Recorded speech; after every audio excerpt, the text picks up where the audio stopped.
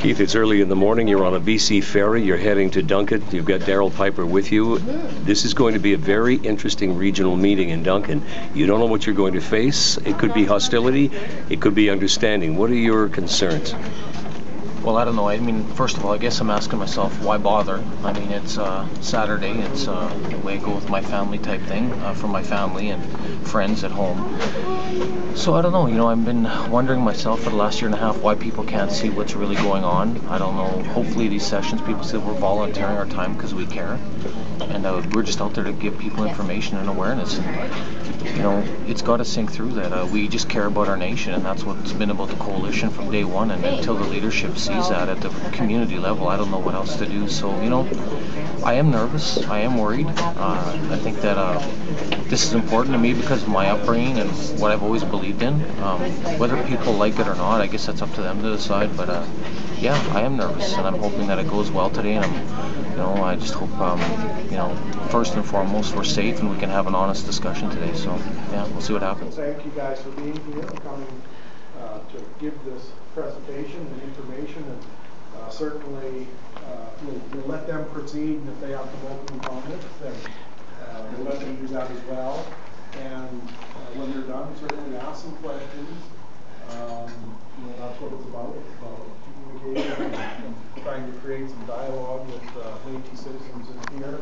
And as you'll see through the presentation, they are going around to all 7 different regions in the province to talk to Metis people and put the presentation forward and just try and create some of the debate. Talk about the issues that are happening with respect to the Métis Nation as a whole in British Columbia.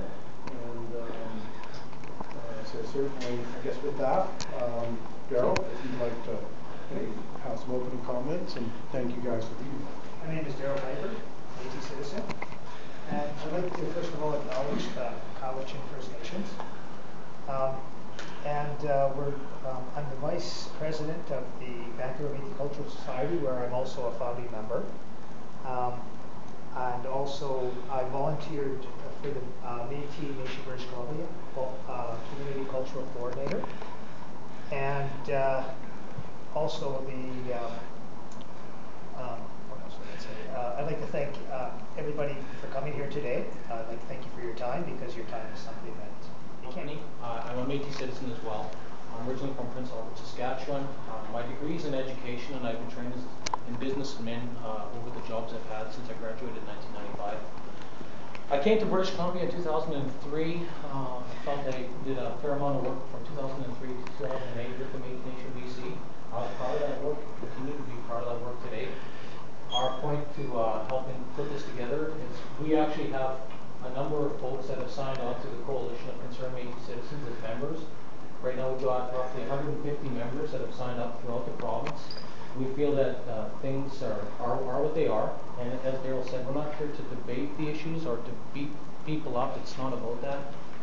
What we put in front of you today was a document we've volunteered because we're so concerned about the things we see and continue to see, that we've put our own time and energy. We're here on our own time and our own money and our own resources. And I hope people understand that we care enough to do this is why we're here. And if people tell us, don't worry about it, we accept what's coming down the road, then that's fine. Out of the end of the 7 regional sessions is going to tell the coalition of what we're going to do next. So for us, we feel that the dialogue hasn't been happening, and we think a lot of grassroots people are not aware of the challenges we face as a nation. And so we continue to raise awareness. And we're open to criticism and we're open to commentary, but as citizens, we feel it's our social responsibility to go out and talk, and we're going to keep doing that. I'm not here to run for political office. I could care less. I do very well in my own work, in my own professional life. I don't need this, but I care. So I'm doing this with Darrell and many others, and we're just the 2 that could be here today, but there's a provincial group of about 12 people that have continued to sort of try and move this agenda forward to help make sure that Métis Nation BC at the end of the day, staying here today, and why we've been doing this for, good God, 15 months, 14 months, it's a call to action. Like people, we need people to understand how serious this is. It's not rhetoric on both sides. You can take, in fact, just so you know, we did invite MNBC to come here today.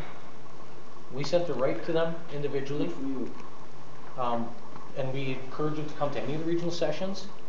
We had a pre-meeting at the AGM. They were invited, they came. turned into a big melee if anyone even saw it. But anyways, but the fact is, we believe in what we're saying, and so we think that those six items, those priorities are your call to action to help people think about. We think a task force should be appointed. This is the practical reality for me that is disappointing.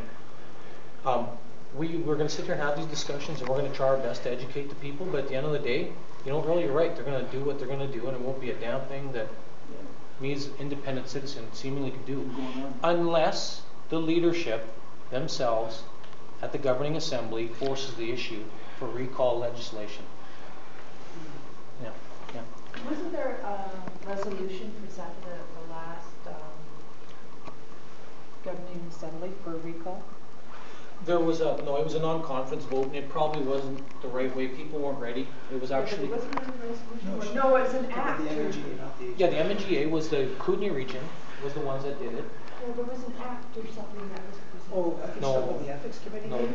yeah, there was a couple things they presented, but it didn't go through. It was defeated because it was they created 2 or 3 new interpretation legislation, and it's just complicating. And I've told people I don't know why you would support some of that, because quite frankly, people don't even understand what we've got right now. But please do not let it dampen or appear to hide your passion, because that's what's carrying us. Thank you. Nice comments. Yeah, and I think those are very good points, because in my opinion, I think the fact of the matter is if you don't continue to strive to keep your culture and your history, that's who we are as a people. Businesses can come and go over periods of time, and I think many people are aware of that. And so I think it is important that those types of issues do stay in the forefront, and they have value and merit in many areas, whether it's people just discovering who they are, whether it's elders that finally feel that they can come out and talk about who they are as Métis people, because a lot of elders didn't in years gone past. And also, most importantly, I think about the kids that are coming up in the future, that they understand and they learn who they are, or where they come from, or what some of their history and their culture is.